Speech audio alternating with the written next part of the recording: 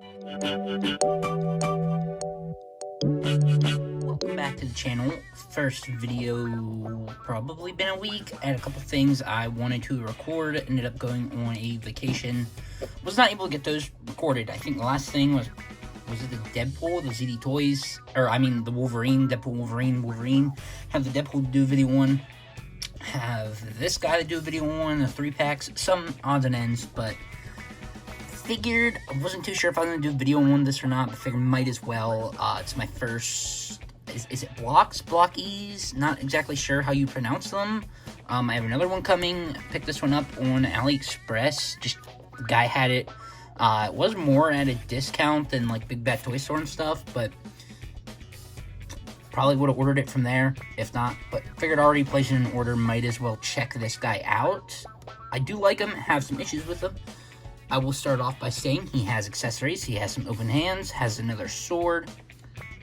I don't know where they're at. I literally lost them that night. Of course, it's been a week since I built this guy. Looking through like some accessory bins, I have no clue where they went to. They're nowhere to be found, so they are somewhere. Maybe a cat took them. I'm honestly not too sure.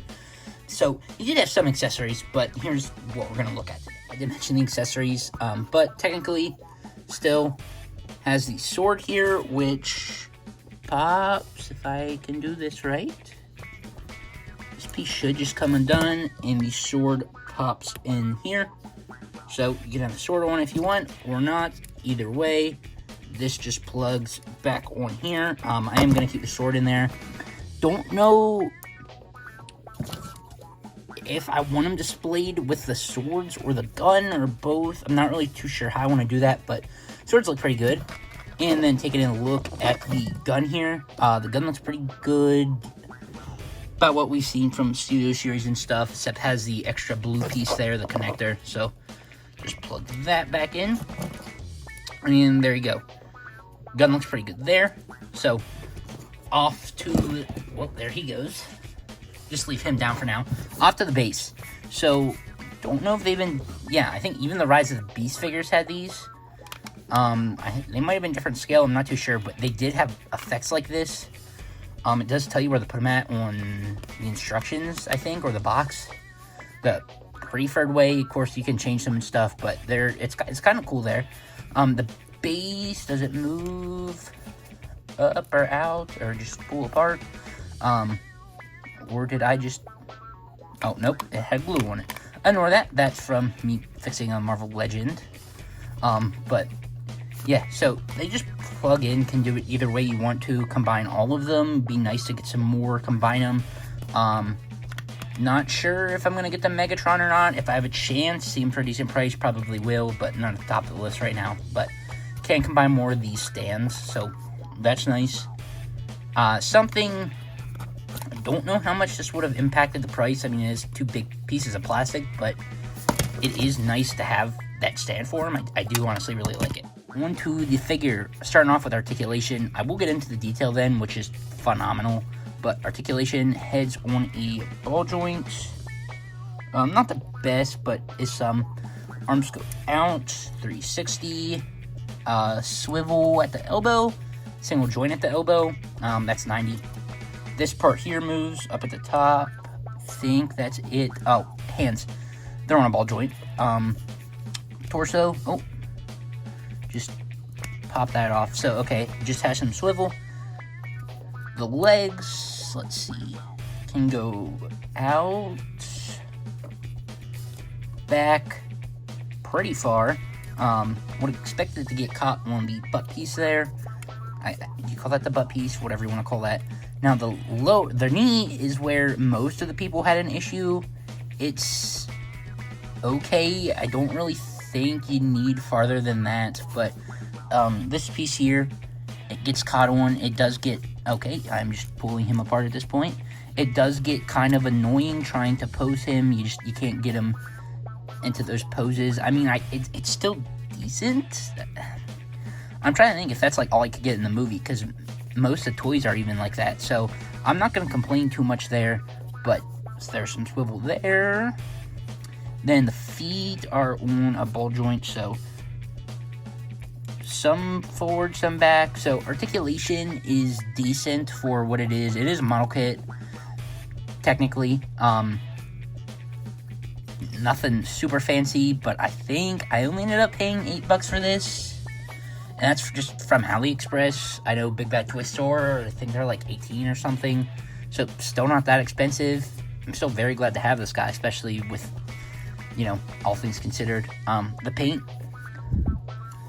is very good. I feel like the flames should have more orange on. And else I'm wrong. It's been a little bit since I've looked at the robot movie, you know, trying to look at it accurate. It has some orange down here at the ankles and lower arms. I feel like there should be some on the chest, but it's just, this is a small little guy. I'm not going to count that against it if there should be paint there, but they still have the flames there, so that's nice. Where there is paint, it looks freaking phenomenal. The sculpt works amazing. The blue's very nice. I don't know if any of the blue is painted at all. Well, on the back here, and you can tell it's definitely a different color. But I think everything else is its own separate piece. Well, no, not same as the red. The red on the flames, I think they did a great job matching with everything else. Where that blue on the back stands out, the red actually ties in very well together. I very much like that. The silver looks great. That stands out very phenomenal. The wheels are what I'm not too sure about.